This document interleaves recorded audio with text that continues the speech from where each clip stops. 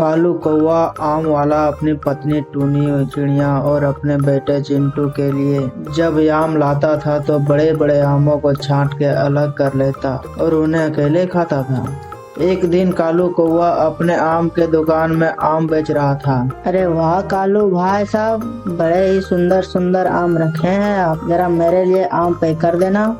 हाँ मिंटू भाई, जरूर लीजिए ना, मैं आपके लिए 1 किलो आम पैक कर देता हूँ। कालू कौवा जल्दी से छोटे वाले आम पैक करके मिंटू भाई को देने लगता है। अरे अरे कालू भैया क्या कर रहे हैं, छोटे आम मत दो, मुझे ये बड़े वाला आम दो। अरे बेफिक्र रहो बंटी भैया, मैं आपको मीठे आम दे रहा हूँ, अब फिक्र मत करो। ये बड़े आम सिर्फ देखने में अच्छे लगते हैं, मीठे तो ये छोटे वाले आम ज्यादा होते हैं। ये वाले आम ले जाओ, देखना कल दोबारा यही आम लेने आओगे। अच्छा ऐसी बात है, ठीक है यही आम हमें दे दो। कालू कौवा बंटी कबूतर छोटे छोटे आम पैक करके दे देता है और बंटी कबूतर वहाँ से जाने लगता है। जल्दी से मैं ये बड़े वाले आमों को नीचे छुपा के रख देता हूँ। तब तक आप लोग कमेंट में बताएं 2 + 2 - 2 कितने होते हैं। कालू कौवा अपने बड़े वाले आम को छुपाने लगता है कि तभी वहाँ पे टुनटुनी चिड़िया आती है।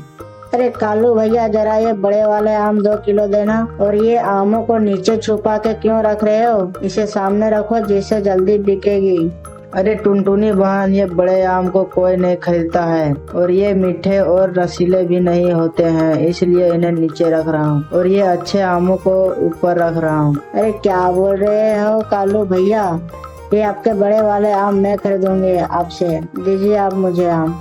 कालू सोचने लगता है, ये टुनटुनी तो ये बड़े आमों के पीछे ही पड़ गई है, ये बड़े मीठे और रसीले आम ले जाएगी तो मैं क्या करूँगा, सारे बहाने तो बना लिए, क्या करें। अरे कालू भाई क्या सोचने लगे, चलिए सारे बड़े वाले आम पैक कर दीजिए। क्या दाम है इनके? ज्यादा नहीं, थोड़े से महंगे हैं, 200 रुपए किलो हैं।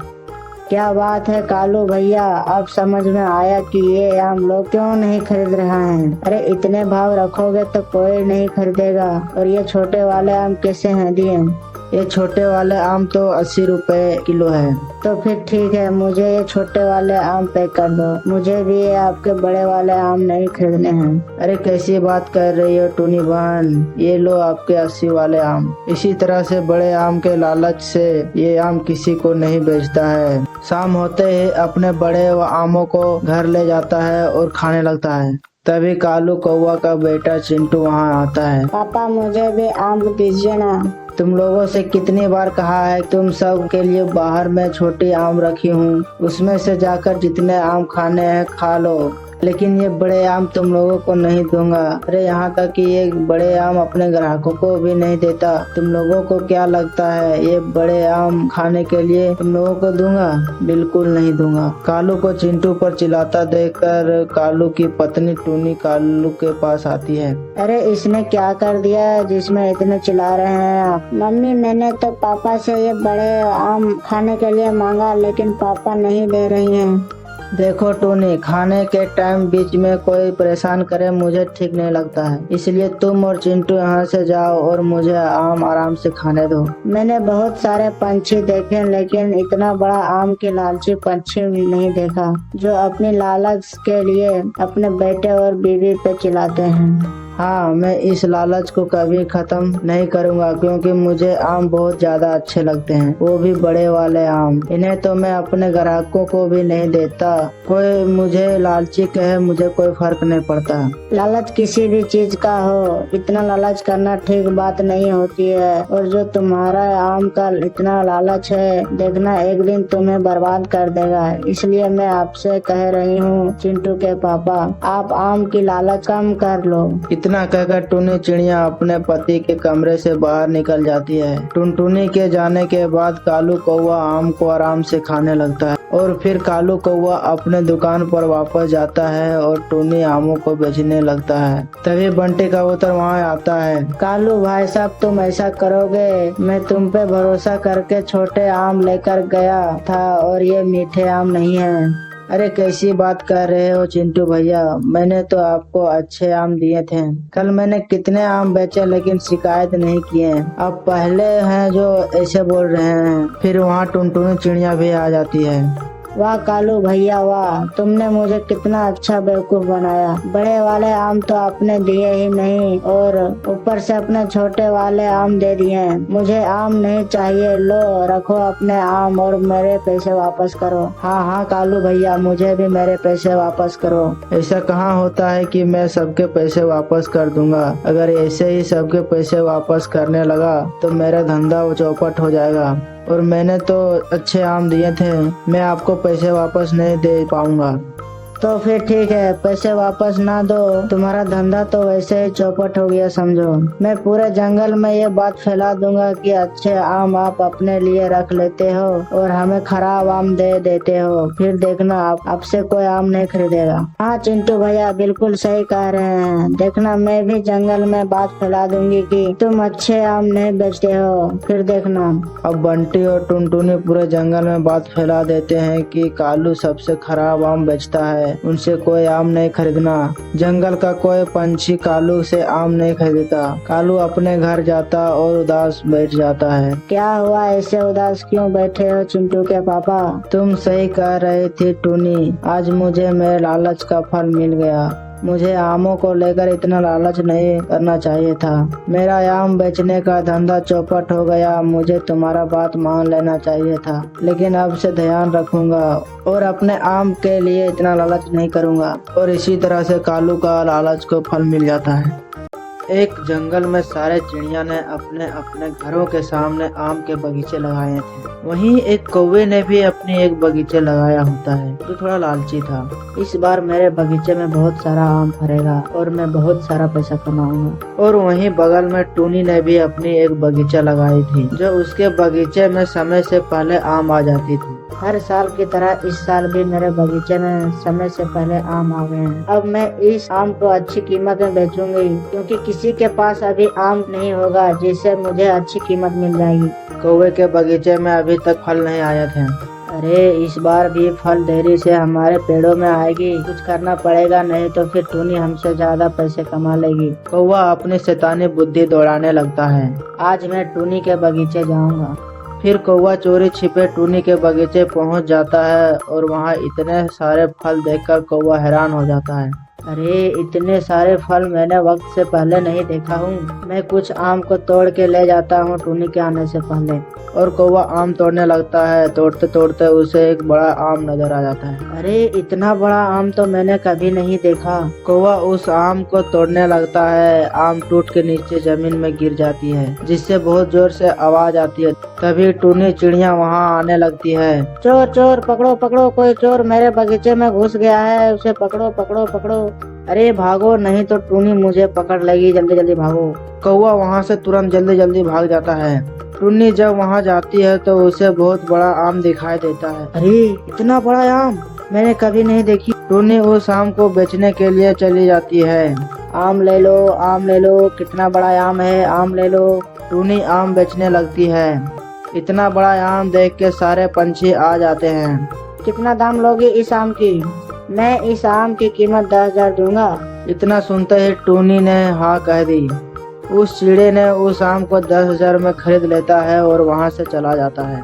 कौवा ये सब देख के अपने आप को कोसने लगता है कि तभी वहाँ एक चिड़िया आम खाती है। अरे वाह, कितना स्वादिष्ट आम है, खाने में तो मजा आ गया। अगर मैं इसे फूंक के बड़ा कर देता तो मजा ही आ जाता। और वहाँ से चिड़िया चली जाती है। अरे हाँ, क्यों ना मैं आम को हवा से भर के बड़ा कर दूं। फिर कौवा आम में हवा भरने लगता है, जिससे आम बड़ा हो जाता है। क्या बात है, अब तो मैं माला माल हो जाऊंगा। फिर कौवा सारे आम को बेचने के लिए बाजार ले जाता है और सारे फल बिक जाती है और अच्छी कमाई भी हो जाती है। जब चिड़िया आम खाने के लिए उसे काटती है तो वह फट जाता है। अरे ये क्या है, कौवे ने हमें धोखा दिया है। रुको मैं बताती हूँ उसको। सारे चिड़िया वहाँ आ जाती है। अरे कौवे, तुमने मुझे धोखा दिया है, मुझे मेरे पैसे वापस करो, नहीं तो अच्छे नहीं होगी। इतना कहते ही सारे पंछी उसे मारने लगते हैं और सारे आम ले जाते हैं। अरे बाप रे बाप, कितना मारा रे, बहुत दर्द कर रहा है। अरे कौवे, ऐसा काम क्यों करते हो जिससे हर बार तुम्हारी पिटाई होती है?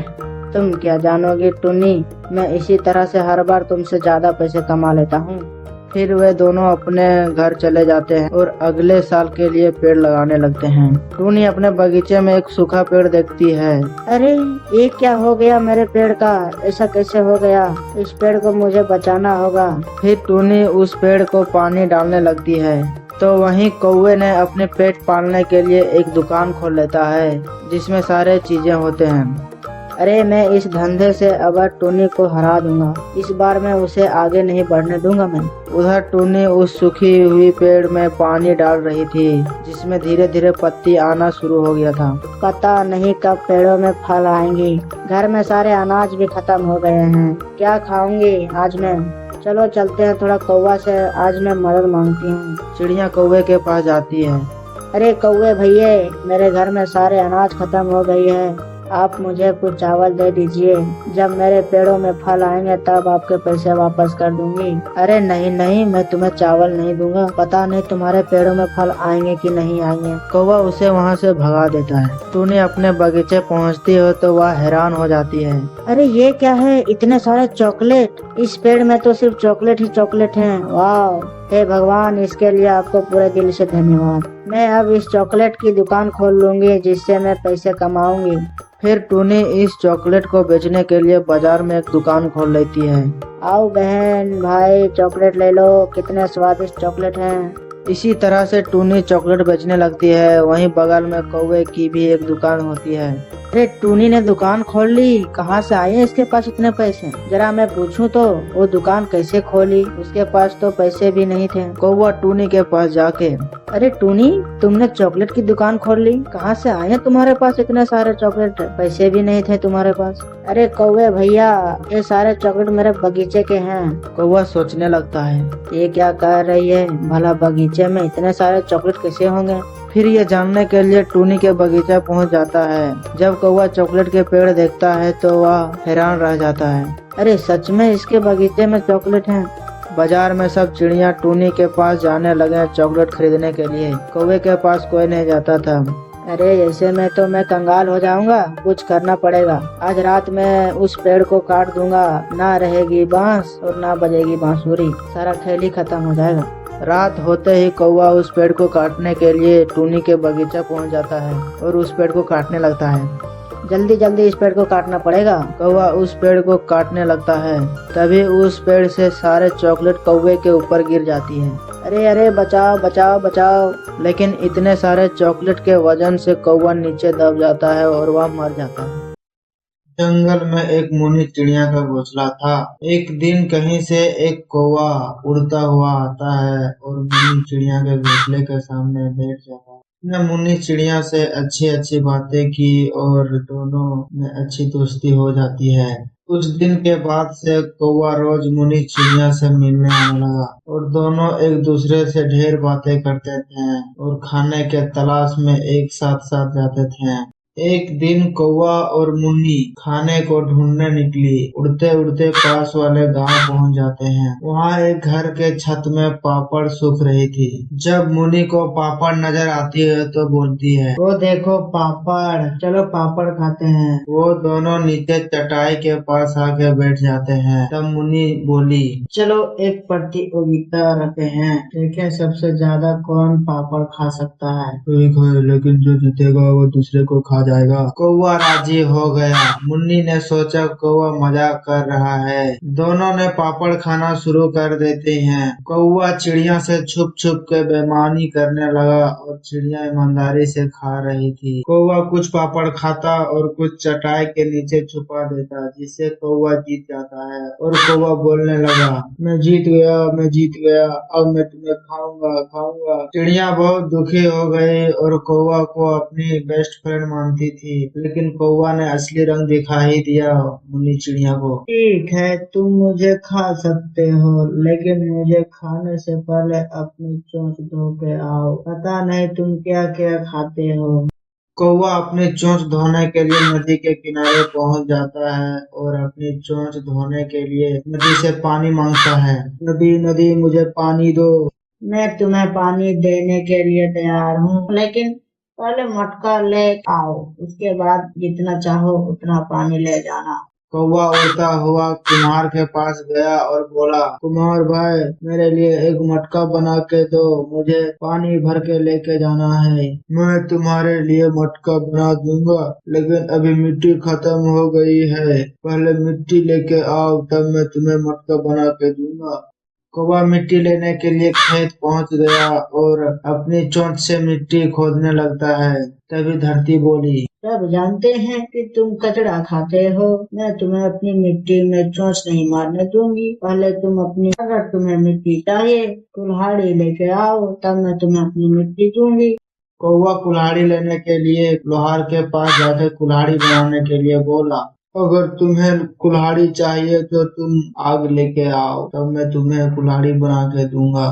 कौवा पास के घर में गया, उस घर में खाना बन रहा था। कौवा उससे बोला, मुझे आग चाहिए। उस औरत ने अपने चूल्हे से आग निकाल के उसके चोंच में रख दी, जिससे कि कौवा के चोंच में आग लग गई, जिससे वह मर जाता है। इस तरह से कौवे के धोखे की सजा मिल जाती है। एक जंगल में टूनी नाम की चिड़िया थी जो अपने परिवार के साथ खुशी से रहती थी। वहीं बगल वाले जंगल में बुद्धू नाम का एक चिड़ा रहता था। वो एक सीधा साधा सा चिड़ा था, लेकिन उसके परिवार वाले उसे कभी नहीं काबिल समझते थे। अरे बुद्धू, तुम कभी अपने जीवन में कुछ कर पाओगे? तुम अपने जीवन में कभी नहीं कुछ कर पाओगे। बुद्धू अपने घर वालों से प्यार चाहता था, लेकिन कभी भी उसके घर वाले उसे समझ नहीं पाए। पता नहीं लोग मुझे क्यों नहीं काबिल समझते हैं, कोई तो होगा जो मुझे समझेगा। चिड़ा एक टुनटुनी नाम की चिड़िया से प्यार करता था, लेकिन कभी उससे अपने दिल की बात बता नहीं पाया था। लेकिन एक दिन, टुनटुनी, मैं तुमसे कुछ कहना चाहता हूँ। हाँ बुद्धू, बोलो, क्या कहना चाहते हो तुम? जल्दी बोलो, मुझे घर जाना है। टुनटुनी, मुझे ना। अरे बोलो भी, क्या कहना चाहते हो? मैं तुमसे प्यार करता हूँ, क्या तुम मुझसे करती हो? अरे पागल हो बुद्धू, क्या बोल रहे हो? तुम कहाँ और मैं कहाँ? टुनटुनी ये कह के वहाँ से चली जाती है और बुद्धू अंदर ही अंदर टूट जाता है और हमेशा उदास ही रहता था। पता नहीं क्यों मुझे पसंद नहीं करते हैं कोई। बुद्धू हमेशा अकेले रहने लगता है और किसी से नहीं बात करता है। एक दिन जब एक मेले में बुद्धू की मुलाकात टूनी से होती है। आज मैं कुछ खरीद लेता हूँ। अरे बुद्धू, क्या खरीद रहे हो तुम? चलो साथ में खरीदते हैं। तुम मुझे बोल रही हो? हाँ, तुम ही से तो बात कर रही हो, और कहाँ कौन है यहाँ पे? टुन्नू बुद्धू को पसंद करती है, लेकिन कभी भी बुद्धू से बात बताई नहीं थी। दोनों साथ में खरीदारी करने लगते हैं। बुद्धू भी टूनी को धीरे धीरे पसंद करने लगता है, लेकिन वो बोलने से डरता था कि कहीं टुनटुनी जैसी बोल के वो चले न जाए। एक दिन, टूनी, मुझे ना, मैं तुमसे प्यार करता हूँ, क्या तुम भी मुझसे प्यार करती हो? हाँ बुद्धू, मैं भी तुमसे प्यार करती हूँ। ये बोलने में तुम्हें इतना वक्त लग गया? अरे टूनी, मुझे डर था कि कहीं तुम भी मुझे मना कर दोगी। मतलब तुमने पहले भी किसी को चाहते थे? हाँ, पहले चाहता था, लेकिन अब मैं तुम्हें चाहती हूँ। और दोनों के बीच प्यार भरे बातें होने लगे और दोनों एक साथ समय गुजारने लगे। वे दोनों शादी भी करना चाह रहे थे, लेकिन एक दिन उसके पिता ने उसे देख लेता है। अरे बुद्धू, ये क्या कर रहा है यहाँ टूनी के साथ? रुको, आज इसे घर आने दो, मैं बताता हूँ इसको। सारे बातें बुद्धू के पिता ने सुन लेता है और बुद्धू को घर आने का इंतजार करने लगता है। जब बुद्धू घर आता है तो, कहाँ से आ रहे हो महाराज बुद्धू? कौन सी गुल खिला के आ रहे हो? पापा, मैं तो खेतों के तरफ गया था। क्यों, क्या हुआ? अच्छा, तो खेतों के बहाने प्यार भरी बातें चल रही है। अब यही रह गया है, तुम अपने जिंदगी में तो कुछ कर नहीं पाए और जनाब अब शादी करेंगे। बुद्धू डर जाता है और चुपचाप सब सुन लेता है और अंदर ही अंदर रोने लगता है, लेकिन कभी भी किसी को अपने दिल की बात नहीं बताया, यहाँ तक कि टूनी को भी नहीं। वहीं टूनी रोज बुद्धू का इंतजार करती, लेकिन बुद्धू वहाँ नहीं आता है। अरे क्या हो गया बुद्धू को? क्यों नहीं आ रहा है मुझसे मिलने के लिए? मुझसे कुछ गलती हो गई है क्या? दिन बीतता गया, टूनी बुद्धू का इंतजार करती, लेकिन बुद्धू नहीं आता है। ये सब देख के टूनी टूट जाती है। मैंने जिसे इतना प्यार किया, उसी ने मुझे धोखा दिया है। उसे कोई परवाह ही नहीं है मेरी। टूनी बहुत रोती है अकेले में, लेकिन उसकी सहेलियां ने उसे किसी तरह से उसे समझाती है। वहीं बुद्धू अपने परिवार की खुशी के लिए टूनी से बात करना छोड़ देता है, लेकिन बुद्धू गलती कर रहा था। जिस परिवार के लिए उसने टूनी को छोड़ा, वही परिवार उसे कुछ नहीं समझते थे। टूनी, मुझे माफ करना, मैंने अपने परिवार के लिए तुम्हें छोड़ा, लेकिन मुझसे बहुत बड़ी गलती हो गया। दिन बीतता गया। उधर टूनी धीरे धीरे बुद्धू को भूलने की कोशिश कर रही थी। इधर बुद्धू अपने गलतियों को सुधारने की कोशिश करने लगा। बुद्धू बहुत कोशिश किया कि किसी तरह से वो फिर से टूनी को पाले, लेकिन टूनी उससे बात नहीं करना चाहती थी। 2 साल बाद जब एक दिन बुद्धू की मुलाकात टूनी से होती है तो, अरे टूनी, कैसी हो और क्या चल रहा है? सब ठीक है? हाँ, सब ठीक है। तुम बताओ, तुम्हारा क्या चल रहा है? बुद्धू टूनी को कहना चाहता है कि तुम कितनी इम्पोर्टेंट हो मेरे लिए, लेकिन बुद्धू नहीं कह पाता है। चलो ठीक है, चलती हूँ मैं। और वहाँ से टूनी चली जाती है। किसी तरह से एक दिन टूनी से फिर मुलाकात होती है। टूनी, मुझे माफ कर दो, मैंने तुम्हारे साथ बहुत गलत किया हूँ। पता नहीं मैं माफी के काबिल हूँ कि नहीं हूँ। कैसी बात कर रहे हो बुद्धू? कोई बात नहीं। बुद्धू किसी तरह से टूनी से कहता है, क्या हम फिर से रिलेशन में आ सकते हैं? तुमसे बहुत प्यार करता हूँ। नहीं, ये कभी नहीं हो सकता है। मैं तुम्हें बहुत भरोसा करती थी, लेकिन अब नहीं करूँगा। मैं मानता हूँ कि सारी गलतियाँ मेरी थी। मैंने अपने फैमिली के लिए तुम्हें छोड़ा। मैंने बहुत बुरा किया है तुम्हारे साथ। छोड़ो ये सब बातें, अब कुछ नहीं हो सकता है। हम फ्रेंड्स बन सकते हैं। फिर वहाँ से टूनी चली जाती है। पता नहीं मैं कभी किसी का हो ही ना सका। जब जिसकी सबसे ज्यादा जरूरत होती है तब वो शख्स मुझे समझ ही नहीं पाता है। ना मैं एक अच्छा बेटा बन पाया, ना एक दोस्त, ना एक लवर, ना घर का, ना घाट का, ना प्यार का। बुद्धू बहुत टूट जाता है अंदर ही अंदर। बुद्धू अभी भी टूनी को पाने के लिए कोशिश कर रहा है। वो सारे काम कर रहा है जिससे टूनी बुद्धू को वापस मिल जाए। आपको क्या लगता है दोस्तों, क्या टूनी बुद्धू को मिल पाएगी? कमेंट में जरूर बताएं। ये जानने के लिए चैनल को सब्सक्राइब जरूर कर लें।